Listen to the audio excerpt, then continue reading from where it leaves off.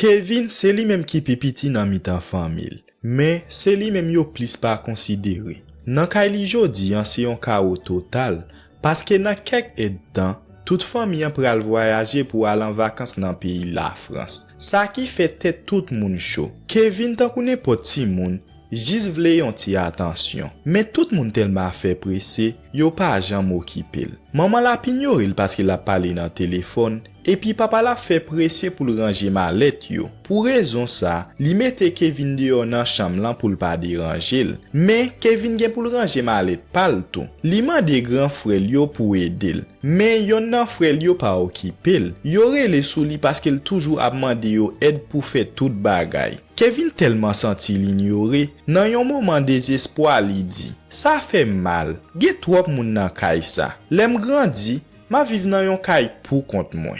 Et puis même moment ça, yo vin délivrer yo yon pizza yo te acheté pour yo ka manger. Les délivrés entre dans kay la, li wè gen yon policier en dan captain papa famille pour poser quelques questions. Et puis même côté a Peter descend pour le ka gérer ça. Délivré a mandel pour le payer pizza. Et puis policier a pas même temps. Li di Peter, pendant vacances Noël là, souvent gen pile volé captain les moun yo pa la pour entrer al voler dans kay yo. C'est pour ça li vini la jodi pour le ka assurer que moun yo prend toutes mesures sécurité pour ça. Peter répond li, pas inquiété ou. Li gen bon cadenas ak lumière automatique pour ça. Et puis même côté ya, yon nan ti moun li yo pa même temps li fini, li prend men li menel nan cuisine la. Côté tout bagay pral tête en bas après. Kevin mande yon nan grand frère li yon morceau pizza pour le ka manger, mais yon l'autre fois encore tout le monde ignoril. Et puis yon nan grand frère yo qui rele boz commence à taquiner. Ça vin fait Kevin perdi contrôle li et puis il commence goumer avec frère là. Nan goumer, yo vide lettre sous passeport yo. Papa même lage kola sous table là. Tout bagay vin tête en bas. Et puis même côté a yo commence nettoyer bagay yo. Malchance pour Kevin, Peter jete passeport Kevin là nan fatra par accident. Yon bagay qui pral gen gros impact nan voyage là. Maman Kevin relèl pour le ka pinil deske l tab goumen. Kevin a essayé défendre tête li. Li dit c'est grand frère là qui te commencé goumen ya. Mais personne pa vle tendil. Maman l prend pour le menel nan chambre li pour l'al dormi. Mais avant li monter, li prend kob li paye délivrer ya et puis il parler avec police qui te devant. Mais là, maman Kevin pral faire yon gros erreur. Li fait policier a connaît. Demain nan matin, yo tout pral nan voyage nan pays la France pour yal passer vacances Noël là et puis kay la pral rete complètement vide. Police la répond, pas inquiète pour rien. Kaywa a en sécurité. Comme punition pour goumen Kevin là, maman Kevin fait la dormi. Mais Kevin a essayé esquiser. Maman dit esquise la trop tard. Avant Kevin a dormi, Kevin dit, tout moun nan famille en rail. Maman répond, si c'est ça ou pensez vrai, mande Père Noël yon nouveau famille. Et puis Kevin réplique li dit, moi pas vle aucune famille. Famille yo pas bon. Moi espère moi pas jam wè yo encore. Après le fin dit ça yo li fait n'importe là. Avant la dormi, li mande Père Noël comme cadeau pour toute famille disparaître. Et puis la dormi. Et puis Jean nous tout te connaît déjà, malchance pour Kevin, c'est ça qui t'est passé. Dans la nuit ça, yon gros l'oreille frappé transformateur électrique dans quartier yo wa. Ça vient fait toute kay la ret sans électricité. À cause de ça, réveil ak alarme yo pas fonctionné. Nan demain matin, jou barre yo. Le yo leve, yo wè le yo te gen vol la presque rive. Tête tout moun chaud. Ya fait tout bagay yon façon rapide et puis sans attention. Avant yo monte nan machine lan pou yo ale, yon nan se Kevin yo konte ti moun yo pou assurer ke famille en complet. Li fait yon erreur nan konte moun yo. Ça qui fait personne pas remarquer absence Kevin. Et puis famille al nan airport la. Yo monte avion, yo ale la France yo oublié Kevin. Nan yon lot bo, le Kevin réveillé li jwenn kay la tranquille. Li descend nan cuisine nan et puis li remarque kay la étrange. Li cherche parent li yo nan chambre yo. Li pa joindre yo. Lal nan chambre boz la pa gen personne. Li même descend en bas la kay la pou louè si famille ap caché, li pa wè personne. Et puis li koui al nan garage la. Et puis le rive nan garage la li wè machine moun yo. La, li pense si machine nan la, c'est que moun yo pal nan airport la. Et puis li fait un petit chita la réfléchi. Et puis li vin penser, c'est faute li qui cause ça fait. Avec un pile tristesse li di, mwen fè fami m disparaître. Et puis même côté a li commencé songer toute négligence, jan fami an kon insulter ak parole qui fait le mal, et puis attitude li changer complètement. Et puis li redit encore, mwen fè fami m disparaître. Li vin rend compte qu'on y a li libre, li ka fait tout ça l vle, li ka manger ça l vle, li ka manger côté l vle, li content.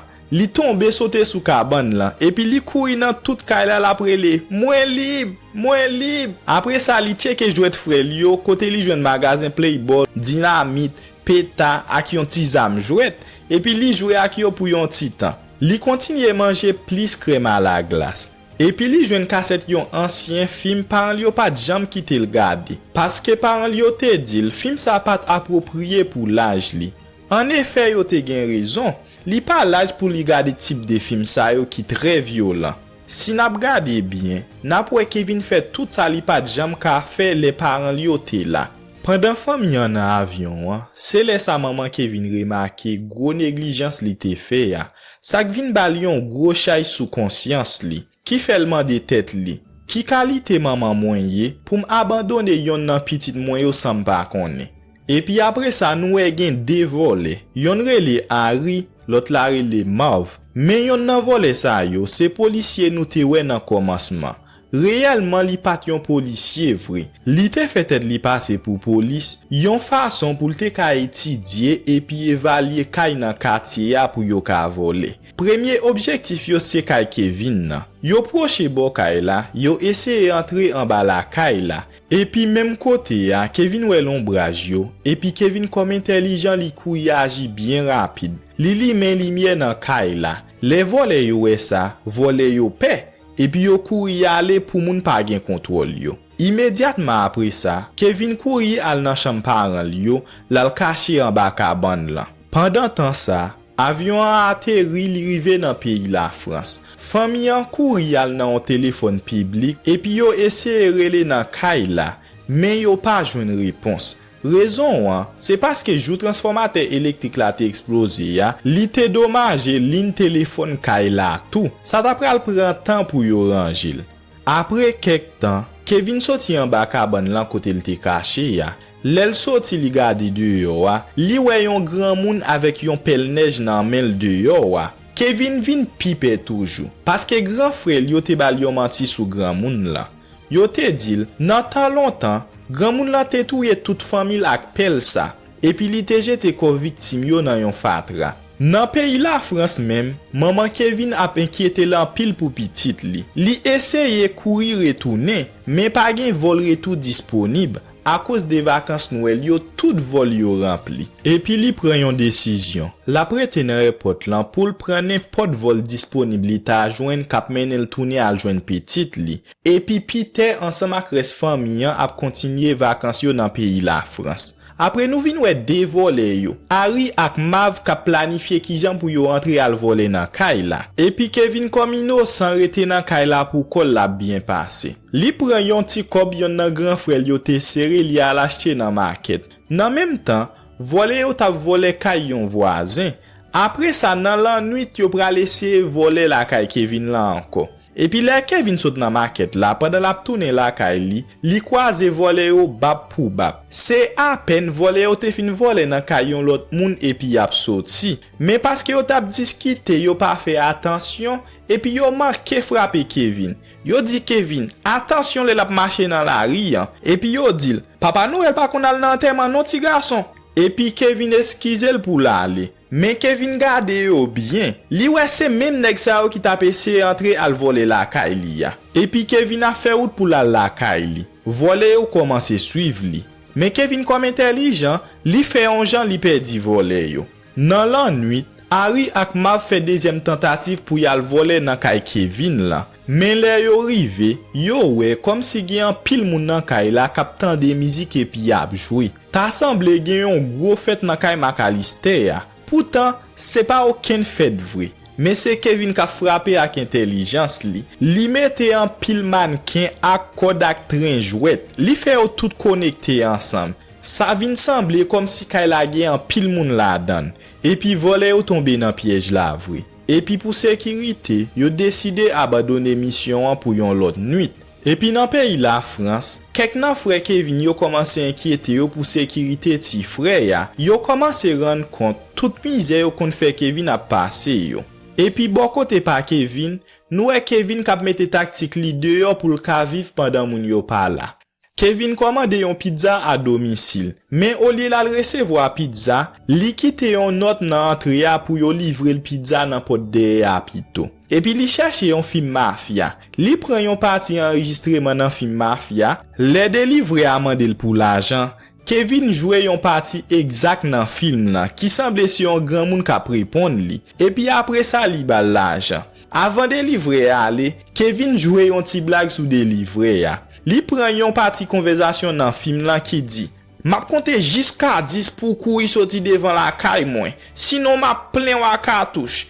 1 2 10." Et puis cartouche commence à tirer dans film là. Ça fait délivrer à paix et puis li courir, li pense c'est cartouche tout bon k'ap tirer. Et puis c'est plaisir Kevin ça lui-même. Li content en pile et puis finalement li pral capable manger un pizza pour kol sans pas demander en ken moun. Nan moment ça, ou ka wè malgré l'âge Kevin qui très ti moun, si yon ti moun qui assez intelligent et puis même indépendant. Nan yon lot bo, nou e maman Kevin prend n'importe 5 vol à 40 tête temps. L'el réussi rive nan yon ville qui tout près kay li, pourtant gen an pile route pour le faire toujours, mais pas gen l'autre vol disponible à cause c'est la veille Noël là.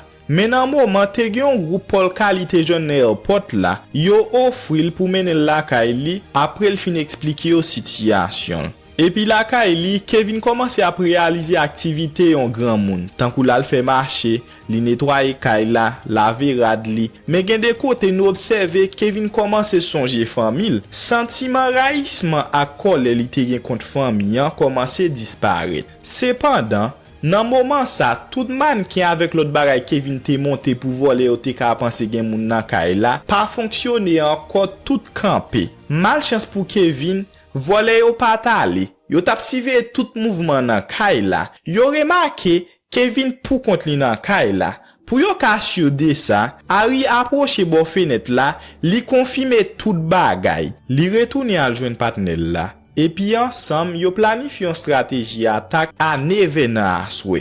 Kevin qui soumet le tout, li tande conversation dans fenêtre là. Li connaît que kounya li vraiment un problème grave parce que li pral gen pour le défendre Kayla pour contre li. Avant commencer faire plan yo, Kevin sorti la fait une demande by Père Noël. Li conscient que c'est pas vrai Père Noël là, mais li kwen Noël sa gen contact direct avec vrai Père Noël là. Li di Père Noël là comme ça. Année ça li pa vle cadeau. Sel bagay li mande, c'est pour le faire famille yo retourner. Après ça, Père Noël la bali quelques bonbons et puis li retourner la kay li.